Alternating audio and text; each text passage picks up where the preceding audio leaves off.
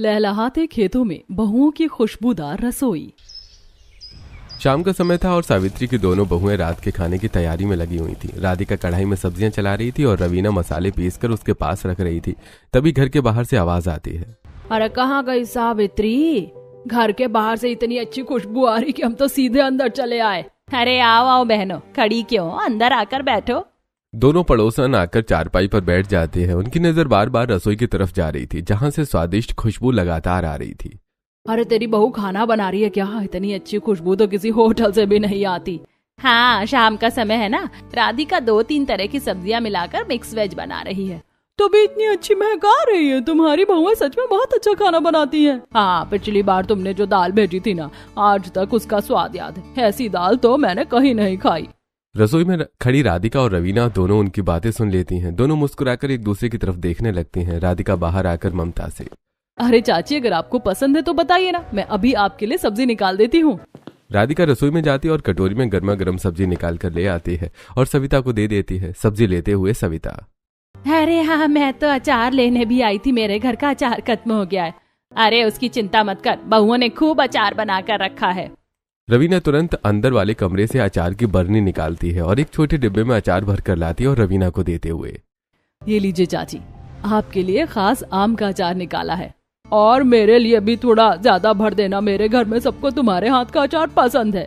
बिल्कुल चाची, आपके लिए भी भर देती हूँ। रवीना अंदर जाती और अचार की एक और बरनी लाकर ममता को दे देती है। दोनों पड़ोसन अचार और सब्जी देखकर खुश होते हुए, सच बताओ, तुम दोनों के हाथों में जादू है। तुम दोनों अचार भी इतना अच्छा बनाती हो और खाना भी इतना स्वादिष्ट बनाती हो। हाँ, इसीलिए तो पूरे मोहल्ले में तुम्हारे अचार हाथों हाथ बिक जाते। लोग इंतजार करते हैं कि कब अचार तैयार हो। बस आप लोगों का प्यार है चाची, वरना हम तो अपना काम करते हैं। दोनों पड़ोसन पैसे निकाल कर देती हैं। रवीना पैसे संभाल कर रख लेती है। थोड़ी देर बाद दोनों पड़ोसन घर से बाहर निकल जाती हैं। तभी सामने से लड़खड़ाता हुआ भुवन आता दिखाई देता है। देखो, फिर आ गया दारू पीकर। इन लोगों की किस्मत भी ना, इतनी अच्छी बहुएं हैं और ऐसा आदमी घर में है। दोनों आपस में फुसफुसाकर बातें करती हैं और भुवन से नजरें बचाकर आगे बढ़ने लगती हैं। तभी भुवन, अरे तुम दोनों अचार खरीदने आई थी क्या? तुम्हें उससे क्या मतलब? चलो बहन, देर हो रही है। दोनों बिना रुके वहां से चली जाती हैं। भुवन कुछ देर उन्हें देखता रहता है और फिर घर के अंदर आ जाता है। घर के अंदर जाते ही उसकी नजर सीधे बहुओं के हाथ में रखे पैसों पर जाती है। बहू, तुम लोगों ने अचार बेचा है ना, कुछ पैसे आए होंगे। जी आए तो हैं, लेकिन आप क्यों पूछ रहे हैं? मुझे थोड़े पैसे दे दो, मुझे एक जरूरी काम है। सावित्री तुरंत उसकी बात समझ जाती है और गुस्से से उसकी तरफ देखने लगती है। मुझे पता है कौन सा जरूरी काम है, फिर दारू पीने के लिए पैसे मांग रहे हो। अरे ऐसा नहीं है। बिल्कुल ऐसा ही है, कोई पैसे नहीं मिलेंगे। फिर सावित्री दोनों बहुओं के कान में, बहुओं, आज सब्जी लेने मत जाना, नहीं तो इन्हें पता चल जाएगा कि पैसे कहाँ रखे हैं। ठीक है माँ जी, हम कल चले जाएंगे।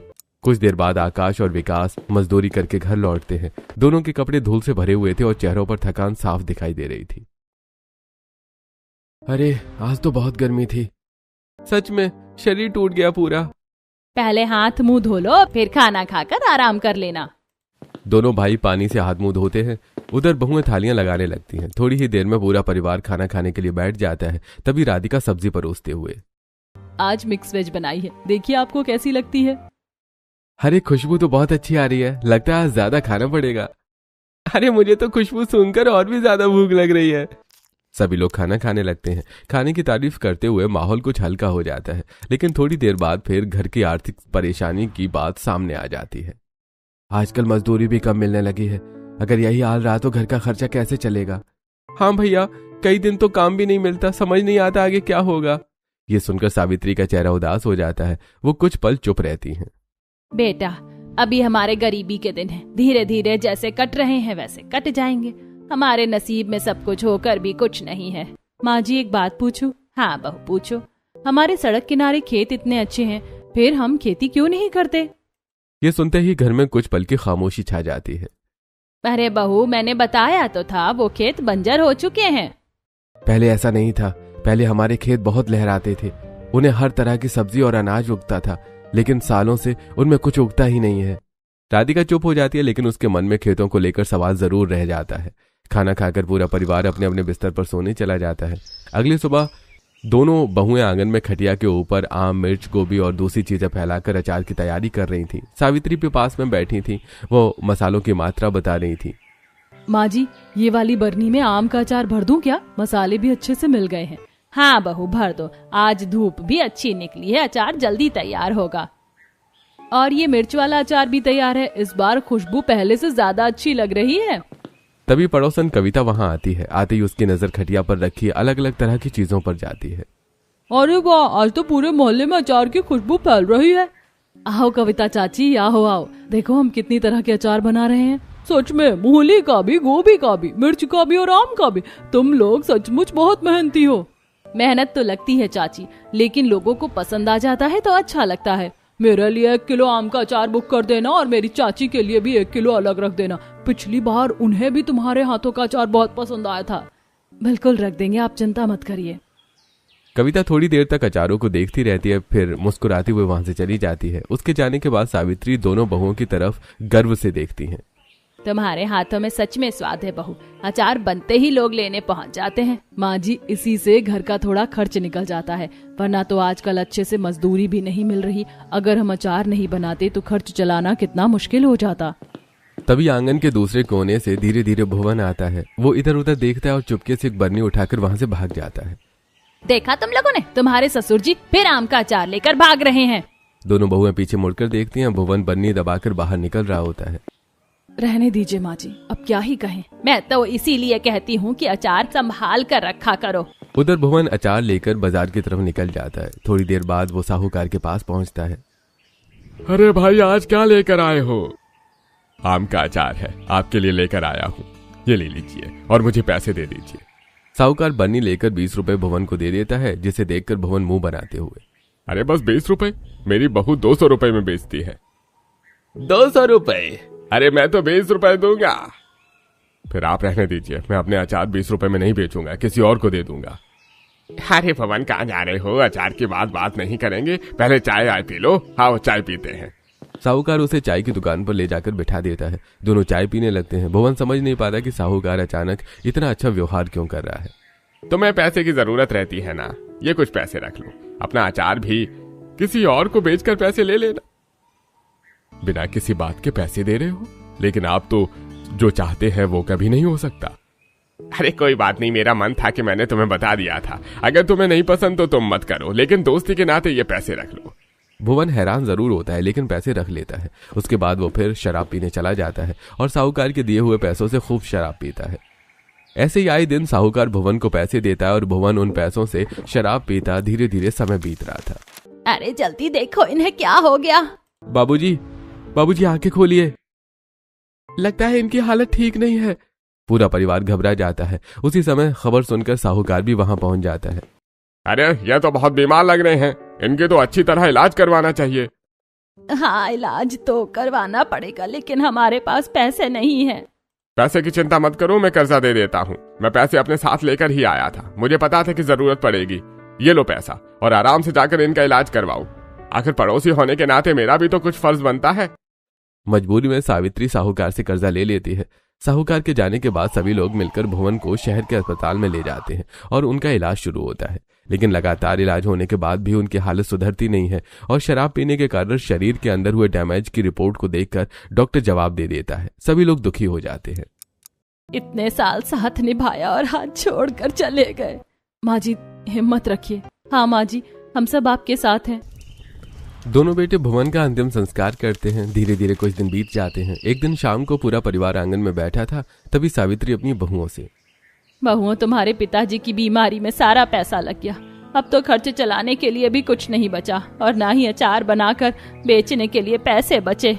हाँ माँ, कई दिन से मजदूरी भी ठीक नहीं मिल रही है, समझ नहीं आता अब क्या करें। सब लोग चुप हो जाते हैं। तभी राधिका कुछ सोचते हुए, माँ जी एक बात कहूँ? हाँ बहू बोलो। क्यों ना हम अपने खेतों में खेती करें? ये सुनकर सभी एक दूसरे को देखने लगते हैं। अरे बहू, वो खेत बंजर हैं, उनमें कुछ नहीं उगता।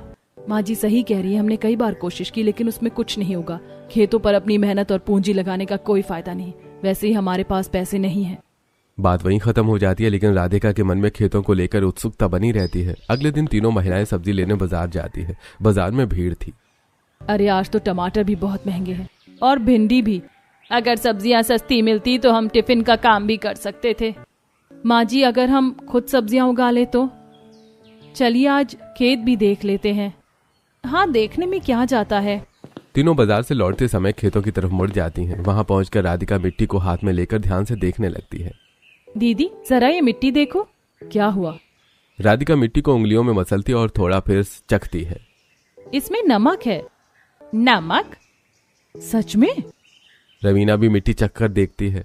अरे हाँ, मिट्टी तो नमकीन है। यही कारण है कि खेत बंजर हैं। तब क्या किया जा सकता है? अगर नहर का पानी यहाँ लाया जाए और ढेर सारा पानी खेतों में बहा दिया जाए तो उससे नमक बह जाएगा और मिट्टी ठीक हो जाएगी। हाँ राधिका, लेकिन इसमें बहुत मेहनत लगेगी क्योंकि नहर यहाँ से काफी दूर है और फिर हम नहर से यहाँ तक पानी आखिर लाएंगे कैसे? कुछ भी करेंगे, कोई भी जुगाड़ लगाएंगे, लेकिन हम अपने खेतों में खेती जरूर करेंगे। तीनों महिलाएं उम्मीद भरी नजरों से खेत को देखने लगती हैं। कई साल बाद पहली बार उन्हें लगता है कि शायद इन खेतों में फिर से हरियाली लौट सकती है। शाम को घर पहुंचकर वो सारी बात आकाश और विकास को बताती हैं। दोनों भाई ध्यान से सब सुनते हैं। सच में मिट्टी में नमक है? हाँ, और अगर पानी मिलता रहे तो ठीक हो सकती है। मेहनत करनी पड़ेगी, लेकिन कोशिश कर सकते हैं। हम सब मिलकर करेंगे। अगर तुम लोग तैयार हो तो मैं भी साथ हूँ। पूरा परिवार पहली बार किसी नए सपने के बारे में सोचता है। अगले दिन सुबह सूरज निकलने से पहले ही राधिका और रवीना उठ जाती हैं। दोनों जल्दी जल्दी घर का काम निपटाती हैं और फिर सभी लोग अपने खेतों पर पहुंच जाते हैं। खेतों को ध्यान से देखते हुए विकास राधिका से, नहर खेतों से काफी दूर है, वहां से खेतों तक पानी लाना आसान नहीं है। हमारे पास तो इतना पैसा भी नहीं है कि कोई बड़ी व्यवस्था कर सके। अगर हम टूटे हुए मटके इकट्ठा कर ले और उन्हें जोड़कर नहर से खेत तक एक नाली बना दे तो? टूटे मटकों से नाली? हाँ, आधे टूटे मटकों को एक के पीछे एक लगाकर ढलान की तरफ रास्ता बना देंगे। पानी धीरे धीरे खेत तक पहुंच जाएगा। लेकिन इतने सारे टूटे मटके मिलेंगे कहाँ? इसके लिए तो हमें कुम्हार से बात करनी पड़ेगी। उसके पास पुराने और टूटे मटके जरूर होंगे। सभी को राधिका की बात पसंद आ जाती है और पूरा परिवार तुरंत कुम्हार के घर पहुंचते हैं। फिर राधिका कुम्हार से, काका, हमें कुछ टूटे हुए मटकों की जरूरत है। अरे टूटे मटके तो हैं, लेकिन मैं उन्हें कभी कभी दूसरे काम में इस्तेमाल कर लेता हूँ। भाई, जितना बन पड़े उतने हमें दे दो। हम उनसे अपने खेतों में पानी पहुंचाना चाहते हैं। हाँ ठीक है बेटी, अगर खेत फिर से हरे हो जाए तो इससे अच्छी बात क्या होगी। ये सुनते ही सबके चेहरे खिल उठते हैं। वो टूटे हुए मटके चुन चुन कर एक जगह रखने लगते हैं। तभी विकास गांव से एक पुराना ठेला लेकर आ जाता है। सभी मिलकर मटकों को ठेले में भरकर ठेला लेकर नहर के किनारे पहुंच जाते हैं। फिर सभी मिलकर नहर से लेकर खेत तक एक एक करके टूटे हुए मटके जमीन में जमाते हैं। रवीना और राधिका मिट्टी खोदती है। घंटों की मेहनत के बाद नहर से खेत तक टूटे मटकों की लंबी नाली तैयार हो जाती है। ऊपर से मिट्टी डालकर उसे ढक दिया जाता है ताकि कचरा अंदर न आए। आखिर वो पल भी आ जाता है जब सब लोग नहर का पानी नाली में छोड़ते हैं। अरे देखो, पानी चल पड़ा। सभी लोग नाली के साथ साथ दौड़ने लगते हैं। पानी धीरे धीरे आगे बढ़ता है और कुछ ही देर में खेत तक पहुंच जाता है। माँ जी, पानी आ गया। भगवान का लाख लाख शुक्र है। अब ये खेत जरूर बदलेंगे। पहली बार खेत की सूखी मिट्टी पर पानी फैलता है। सभी लोग उसे देखकर भावुक हो जाते हैं। वर्षों बाद उन खेतों को पानी मिला था। शाम होते होते सब थक चुके थे, इसलिए सभी घर लौट आते हैं। अगली सुबह सब फिर खेत पहुंच जाते हैं। खेतों को देखकर राधिका, इतना पानी आने के बाद खेत से मिट्टी तो धुल गई और मिट्टी नरम भी हो गई है। ये खेती के लिए अब बिल्कुल तैयार है, लेकिन हमारे पास बैल नहीं है, इसलिए हम सभी को खुद ही कुदाल और फावड़ा लेकर खेत की जुताई करनी होगी। अगर बैल होते तो काम आसान हो जाता। मेहनत हमारी सबसे बड़ी ताकत है। सभी मिलकर मिट्टी पलटते हैं। पसीना लगातार बह रहा था, लेकिन किसी ने आराम नहीं किया। धीरे धीरे खेत की मिट्टी नरम होने लगती है और सभी मिलकर मिट्टी में सब्जियों के बीज लगाते हैं। धीरे धीरे समय बीतने लगता है और पूरा परिवार रोज सारा दिन खेतों की सिंचाई, सफाई और बीजों की देखभाल करता है। सब्जियों के पौधे उगने लगे हैं, जिसे देखकर राधिका और रवीना खुश होते हुए, देखा जेठानी जी, हमारी लगाई हुई सब्जियां अब उगने लगी हैं। जल्द ही हम अपनी उगाई हुई सब्जियों से खाना बनाएंगे। हाँ राधिका, तुम बिल्कुल सच कहती हो। सुमित्रा अपनी दोनों बहू को खुशी से देख रही थी। ऐसे ही शाम हो जाती है। तब सावित्री खेत में काम कर रही अपनी दोनों बहुओं से कहती है, अरे तुम दोनों खेतों में काम ही करती रहोगी या घर भी चलोगी? शाम हो रही है। माँ जी, हमारी सब्जियां बड़ी हो रही हैं, तो इन्हें छोड़कर जाने का मन ही नहीं कर रहा। कहीं कोई जानवर या कोई आदमी इन्हें खराब ना कर दे। क्यों ना हम अपने खेतों में झोपड़ी बना कर रहें। तुम्हारी बात सही है बहू, लेकिन इसके लिए हमें घर के मर्दों से बात करनी होगी। फिलहाल अभी तो घर चलो, काफी देर हो गई है और वो दोनों भी मजदूरी से आते ही होंगे। सुमित्रा अपने दोनों बहुओं के साथ घर आ जाती है। तब तक उसके दोनों बेटे भी आ जाते हैं। सभी बैठकर खेत में रहने के लिए झोपड़ी बनाने की बात करते हैं। सारी बातें सुनकर आकाश, तुम दोनों सही कहती हो। हमें अगर खेतों की रखवाली करनी है तो हमें वहीं पर रहना ठीक होगा। तो कल सुबह ही हम सब खेतों पर जाकर बांस और घास फूस की मदद से वहां एक झोपड़ी तैयार कर लेंगे। अगले दिन सभी लोग खेतों में जाते हैं और आसपास के जंगलों से बांस और लकड़ियां काट कर लाते हैं और खेतों के किनारे उन्हें गाड़ कर उनके आसपास लकड़ियों को तार से बांध देते हैं और ऊपर छत पर घास फूस के छप्पर डाल देते हैं। इस तरह उनकी झोपड़ी बनकर तैयार हो जाती है। तब राधिका अपनी झोपड़ी को देखते हुए, माँ जी झोपड़ी तो बहुत अच्छी बनकर तैयार हो गई है।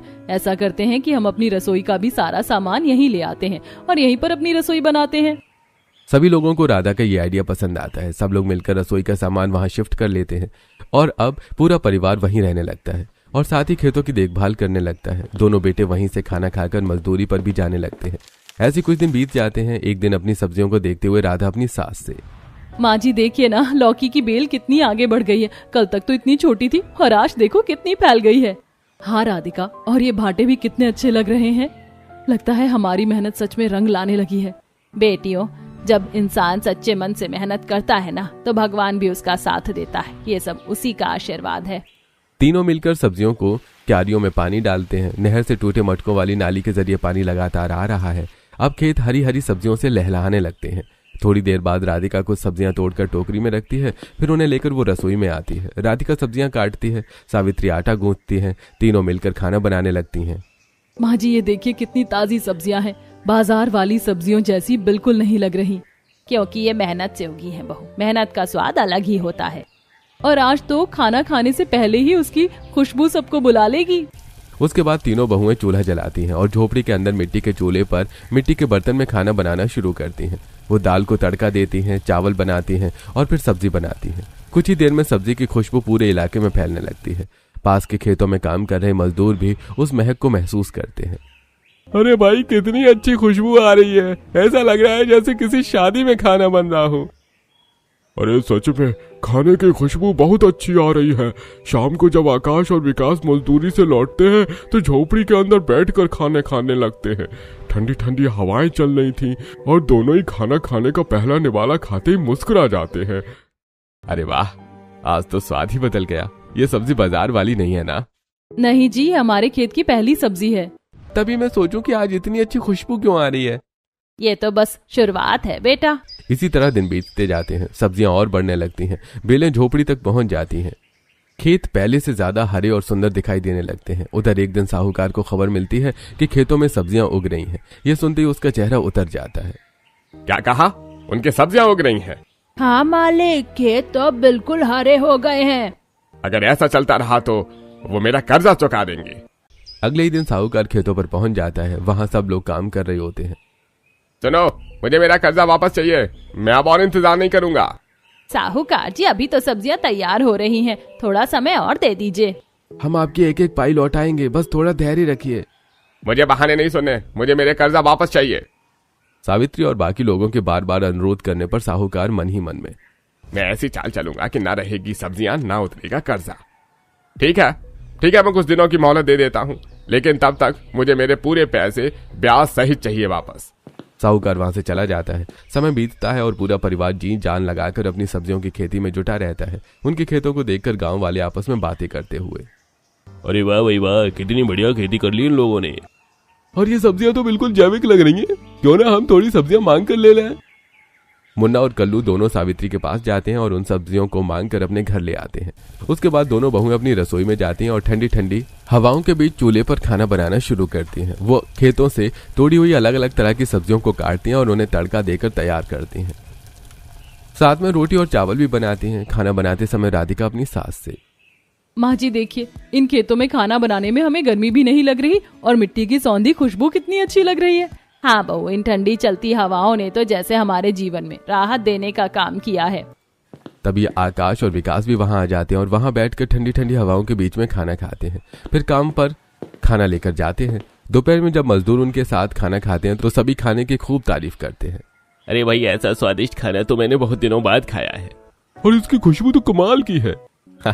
मेरी पत्नी और भाभी ने बनाया है। अरे तुम लोग ढाबा क्यों नहीं खोल लेते? इतना स्वादिष्ट खाना अगर हमें सस्ते में मिलेगा तो हम भी रोज खाएंगे। और हमारे जैसे न जाने कितने मजदूर हैं जिन्हें दोपहर का खाना मिल ही नहीं पाता।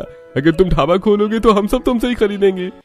हाँ, मैं अपनी पत्नी से इस बारे में जरूर बात करूंगा। शाम को घर लौटकर दोनों भाई सारी बातें सावित्री और दोनों बहुओं को बताते हुए, मुझे भी ऐसा ही लगता है कि हमें ढाबा खोल लेना चाहिए। अब तो सब्जियां भी घर की हैं और खाना तो तुम दोनों बहुत अच्छा बनाती ही हो। बात तो सही है, लेकिन उसके लिए तो बहुत सारे पैसों की जरूरत होगी। इतने पैसे कहाँ से आएंगे? हाँ, इसके लिए हमें कुछ दिन इंतजार करना होगा। हम अपनी सब्जियां बेचकर कुछ पैसे इकट्ठा करेंगे, फिर टिफिन का व्यापार शुरू करेंगे। अगले दिन पंचायत से खबर आती है कि सरपंच साहब ने पूरे परिवार को पंचायत में बुलाया है। पूरा परिवार पंचायत में पहुंचता है। तब साहूकार सरपंच से, सरपंच जी, इन लोगों ने मुझे ढेर सारा कर्जा ले रखा है। जब इनके बीमार पिता थे तब भी मैंने कर्जा दिया था और उसके पहले भी दिया था, और अब ये लोग कर्जा नहीं दे रहे हैं, तो इसलिए इनका खेत लेकर मुझे दे दीजिए ताकि मैं उसे बेचकर अपना कर्जा चुका लूं। क्या बात है भाई, तुम लोग इनका कर्जा वापस क्यों नहीं कर रहे हो? इनका कर्जा दो या फिर अपना खेत दे दो। सरपंच जी, हमें 6 महीनों की मोहलत दीजिए। हम साहूकार जी का एक एक पाई का कर्ज चुका देंगे, और अगर तब भी हम कर्जा नहीं चुका पाए तो हम अपने खेत दे देंगे, लेकिन अभी तो हमें मोहलत दीजिए। ठीक है भाई, इंसानियत के नाते हम इन्हें मोहलत दे देते हैं, और हमें मोहलत देनी भी चाहिए। 6 महीने बाद अगर ये लोग तुम्हारा कर्जा नहीं चुकाते हैं तो तुम इनके खेत ले सकते हो। सभी लोग घर वापस आ जाते हैं। रात हो चुकी थी, इसलिए सभी लोग वहीं पर बिस्तर लगाकर सो जाते हैं। अचानक रात को राधिका सपना देखती है। सपने में उसके ससुर जी कहते हैं, बहू, तुम लोग ऐसे ही सोते रहो और साहूकार सब कुछ बर्बाद कर देगा। जल्दी उठो और खेतों में जाओ। राधिका चौंक कर उठ जाती है और सभी लोगों को सारी बात बताती है। जल्दी से वो लोग खेतों में पहुंचते हैं तो देखते हैं कि साहूकार खेतों में कुछ मिला रहा था। आकाश दौड़कर उसका हाथ पकड़ लेता है। तभी साहूकार के हाथों से नमक का पैकेट नीचे गिर जाता है, जिसे देखकर सभी लोग समझ जाते हैं। आकाश गुस्सा होते हुए, तो पहले भी तुमने ही हमारे खेत में नमक मिलाकर इसे खराब किया था। हाँ, किया था, अब फिर करूंगा। अब हम ऐसा नहीं होने देंगे। दोनों भाई मिलकर साहूकार को पीट देते हैं। आखिरकार साहूकार वहां से भाग जाता है। साहूकार की नजर हमारे खेतों पर ही है। वो चाहता ही नहीं है कि हम सब्जियां बेचकर अपना कर्ज उतार पाएं। अगर हम अपना कर्ज नहीं उतार पाएंगे तो साहूकार अपनी गंदे इरादे में कामयाब हो जाएगा और ये खेत उसके हो जाएंगे। मुझे तो लगता है कि साहूकार ने जानबूझकर हमें कर्ज दिया है ताकि कर्ज के बदले वो हमसे हमारे खेत ले सके। अगर 6 महीने में पैसा नहीं जुटा पाए तो फिर वो सब छीन लेगा। लेकिन अब हमारे पास एक रास्ता है, ढाबा और टिफिन का काम। सब लोग एक दूसरे की तरफ देखते हैं। माँ, मैं कल भी कह रहा था कि टिफिन का काम शुरू करते हैं। लोगों को हमारा खाना बहुत पसंद आया था। हाँ माँ, अगर हम रोज टिफिन बेचें तो थोड़ी बहुत कमाई शुरू हो जाएगी। और सब्जियां भी अब अपने खेत की हैं, खर्च भी कम होगा और स्वाद भी अच्छा रहेगा। सभी लोग झोपड़ी के सामने बैठकर हिसाब लगाने लगते हैं। कितना राशन चाहिए, कितने बर्तन चाहिए और कितना खर्च आएगा, इस पर चर्चा होने लगती है। तभी रवीना, लेकिन शुरुआत के लिए भी कुछ पैसे चाहिए होंगे, हमारे पास तो पैसे हैं ही नहीं। कुछ देर की चर्चा के बाद दोनों बहुएं अपने पुराने मंगलसूत्र निकाल कर लाती हैं। उन्हें देखते ही सावित्री की आंखें भर आती हैं। बेटियों, ये तुम्हारी सबसे कीमती चीजें हैं, इन्हें बेचने की जरूरत नहीं है। माँ जी, घर और खेत बच जाए, इससे बड़ी कोई चीज नहीं है। जब हालात अच्छे हो जाएंगे तो सब वापस आ जाएगा। उसी दिन दोनों बहुएं मायके वालों से भी थोड़ी मदद मांगती हैं। कुछ पैसे उधार मिल जाते हैं और बाकी के पैसे मंगलसूत्र बेचकर मिल जाते हैं। अगले दिन पूरा परिवार बाजार जाता है। बाजार में सभी अलग अलग सामान देखने लगते हैं। कोई चावल खरीद रहा है, कोई दाल, कोई मसाले चुन रहा है, तो कोई बड़े बर्तन देख रहा है। ये बड़ा भगोना ठीक रहेगा, इसमें ज्यादा लोगों का खाना बन जाएगा। और ये डिब्बे भी ले लेते हैं, टिफिन पैक करने में काम आएंगे। मसाले अच्छे वाले लेना, खाने का स्वाद खराब नहीं होना चाहिए। बिल्कुल नहीं, लोग स्वाद के लिए ही दोबारा आएंगे।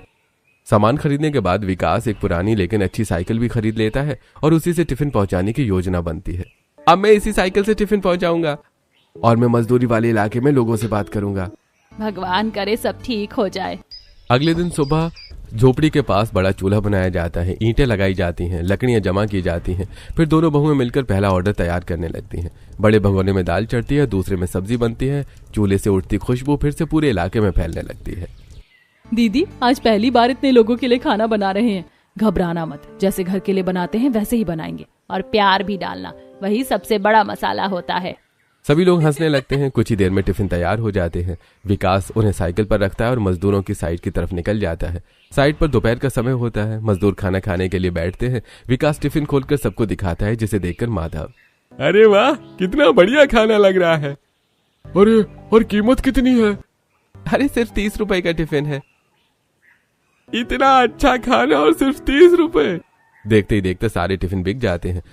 कुछ लोगों को टिफिन नहीं मिल पाता तो वो अगले दिन के लिए नाम लिखवा देते हैं। शाम को विकास खुश होकर वापस लौटता है। उसके हाथ में कमाई के पैसे होते हैं। अरे देखो, सारे टिफिन बिक गए। सच? मैंने कहा था ना लोगों को हमारा खाना पसंद आएगा। भगवान का लाख लाख शुक्र है। अगले कुछ दिनों तक यही सिलसिला चलता रहता है। सुबह खाना बनता है, दोपहर में टिफिन बिकते हैं, शाम को सब्जियां तोड़ी जाती हैं। धीरे धीरे ग्राहकों की संख्या बढ़ने लगती है। अब सिर्फ मजदूरी नहीं बल्कि गांव के लोग भी खाना मंगाने लगते हैं। अरे अब तो रोज नए ग्राहक मिल रहे हैं। हाँ, मुझे लगता है जल्दी टिफिन कम पड़ने लगेंगे। फिर हमें और ज्यादा बनाना होगा। अगले दिन सचमुच टिफिन कम पड़ जाते हैं। कुछ लोग खाना लेने आते हैं लेकिन खाना खत्म हो चुका होता है। अरे भाई, हमारे लिए नहीं बचा। आज तो सब खत्म हो गया, कल के लिए नाम लिखवा दीजिए। अरे ठीक है, कल जरूर आएंगे। रात को पूरा परिवार फिर से बैठकर चर्चा करता है। अब सिर्फ टिफिन से काम नहीं चलेगा, हमें ढाबा खोलने के बारे में सोचना चाहिए। वैसे भी हमें 6 महीने में साहूकार का कर्ज चुकाना है। पूरा परिवार मिलकर फैसला करता है कि थोड़े पैसे और जोड़कर एक छोटा सा किराए का ढाबा लिया जाए। अगले कुछ दिनों तक सभी और ज्यादा मेहनत करते हैं। सुबह खेत, दोपहर टिफिन और शाम को हिसाब किताब। हर कोई अपने हिस्से की जिम्मेदारी निभाता है। धीरे धीरे उनके पास इतना पैसा इकट्ठा हो जाता है कि वो एक छोटा ढाबा किराए पर ले सके। बेटियों, तुम लोगों ने तो घर की किस्मत बदल दी। अब इन पैसों से हम किराए का ढाबा ले सकते हैं। माँ जी, हमने अकेले कुछ नहीं किया, सबने मिलकर मेहनत की है।